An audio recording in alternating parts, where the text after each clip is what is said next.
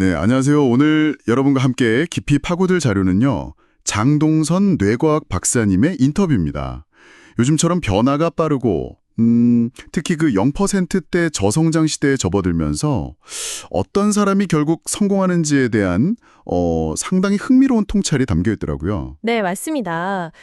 단순히 열심히 하는 걸 넘어서서 구체적으로 어떤 태도 또 어떤 능력이 이 뇌과학적 관점에서 중요한지 잘 설명해주고 있어요. 네.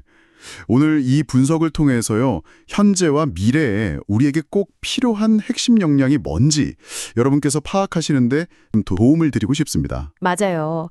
예전처럼 정해진 성공 공식, 소위 커리어 패스 이런 건 이제 잘 안 통한다는 거죠. 그렇죠.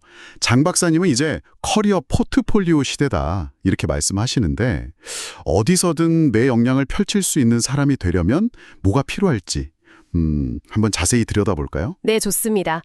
자, 첫 번째로 꼽는 게 성공하는 사람들의 가장 중요한 특징, 바로 성장 지향성이래요. 성장 지향성. 네, 나는 더 나아질 수 있다. 이런 믿음, 태도, 이게 핵심이라는 거죠.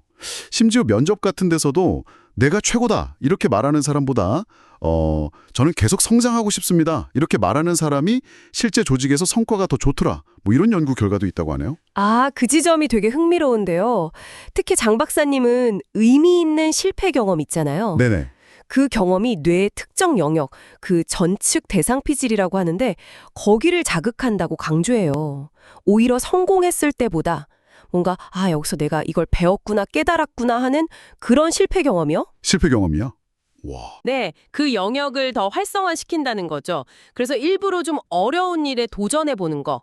흔히 말하는 사서고생 있잖아요. 네, 있죠.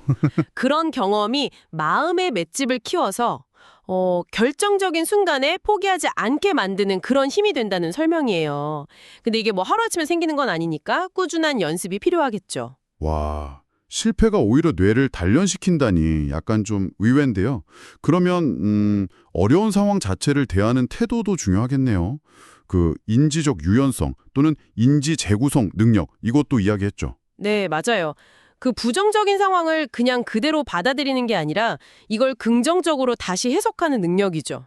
재해석하는 능력. 네, 예를 들어서 운동을 하루 걸렀을 때 난 역시 의지가 약해 이렇게 자책만 하는 게 아니라 이건 내일 더 잘 뛰기 위한 회복 시간이야. 이렇게 생각의 틀을 바꾸는 거예요. 아하. 그러면 동기부여도 되고 실제로 다음날 더 잘하게 될 가능성도 높아진다는 거죠. 이게 불안감을 다스리고 회복 탄력성을 키우는데도 아주 효과적인 방법이라서 실제 정신건강의학과 치료에서도 활용된다고 하더라고요. 그런데 이게 혹시 뭐랄까 그냥 현실을 외면하거나 너무 긍정적으로만 보려는 약간 회피? 그런 거랑은 좀 다른 건가요? 그 차이가 뭘까요? 그거 좋은 질문인데요. 핵심은 이게 성장을 위한 재해석이냐 아니면 단순히 문제 회피를 위한 합리화냐 여기에 있는 것 같아요. 아, 재구성이란 건 일단 상황을 객관적으로는 인지하되 그 안에서 배울 점이나 다음 단계를 위한 어떤 긍정적인 측면을 의도적으로 찾는 거죠. 그냥 현실을 부정하는 거랑은 분명히 달라요. 오히려 문제 해결을 위한 에너지를 얻는 과정이라고 볼 수 있습니다. 그렇군요. 상황을 재해석하는 능력.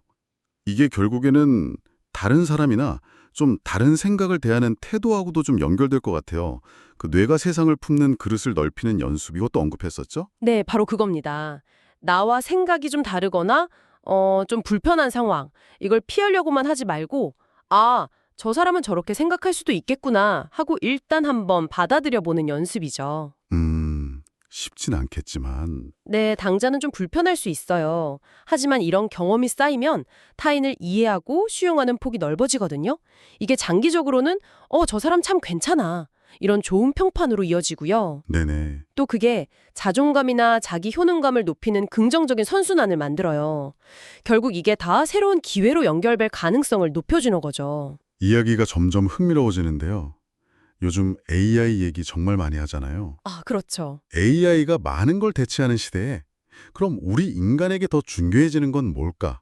바로 질문하는 능력이라고 했어요. 이게 참, 중요한 지점 같아요. 네, 맞아요. AI는 주어진 데이터 안에서 정해진 답을 찾는 데는 정말 뛰어나잖아요. 그렇죠. 하지만 완전히 새로운 질문, 뭐 창의적인 질문을 던지는 건 아직 인간의 영역이라는 거죠. 장 박사님이 변호사 예를 들면서 법전을 그냥 통째로 외우는 능력보다 AI가 생각지도 못한 해결책을 찾도록 유도하는 기발한 질문을 던지는 능력이 앞으로 훨씬 중요해질 거다, 이렇게 봤어요. 와, 질문의 힘이네요. 그렇죠. 근데 이런 질문 능력이 어디서 나오냐? 깊이 있는 지식, 독서, 그리고 의외로 멍 때리기 같은 시간에서 나온다고 해요. 멍 때리기요? 네. 뇌가 외부 자극에서 좀 벗어나서 자유롭게 막 연결고리를 만드는 시간, 그 디폴트 모드 네트워크, DMN이 활성화되면서 창의적인 생각이 딱 떠오른다는 거죠. 멍 때리는 시간이 창의력에 중요하다니 왠지 좀 다행이란 생각이 드는데요. 네. 마지막으로 정말 희망적인 메시지가 있었어요. 뇌는 타고난 대로만 사는 게 아니다. 이거요. 사주팔자나 유전자가 전부가 아니라는 거죠. 네. 핵심은 바로 신경 과소성입니다. 뉴로플라스티시티. 우리의 뇌는 고정된 게 아니라 경험하고 학습하는 걸 통해서 계속 변한다는 거예요. 계속 변한다. 네, 긍정적인 태도, 새로운 도전, 우리가 어떤 경험을 하느냐에 따라서 뇌의 구조와 기능이 실제로 달라질 수 있다는 겁니다.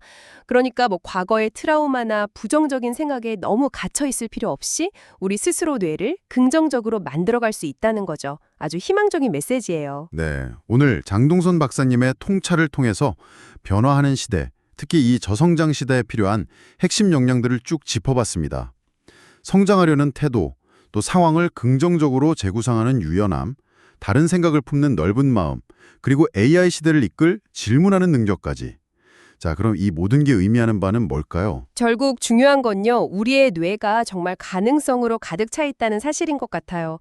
그리고 오늘 이야기 나눈 이런 능력들은 그냥 줄어지는 게 아니라 의식적인 노력과 꾸준한 연습을 통해서 여러분도 충분히 키워나갈 수 있다는 점, 이걸 꼭 기억하시면 좋겠습니다. 자, 그럼 오늘 이 이야기들을 마음에 새기면서 내 뇌의 성장을 위해서 이번 주에 딱 하나만이라도 의식적으로 한번 시도해볼 작은 습관, 뭐 그런 걸 한번 정해보는 건 어떨까요? 오, 좋은데요? 그 작은 진화가 어떤 멋진 결과로 이어질지 한번 지켜보는 거죠. 저희는 다음 분석에서도 유익한 내용으로 찾아뵙겠습니다.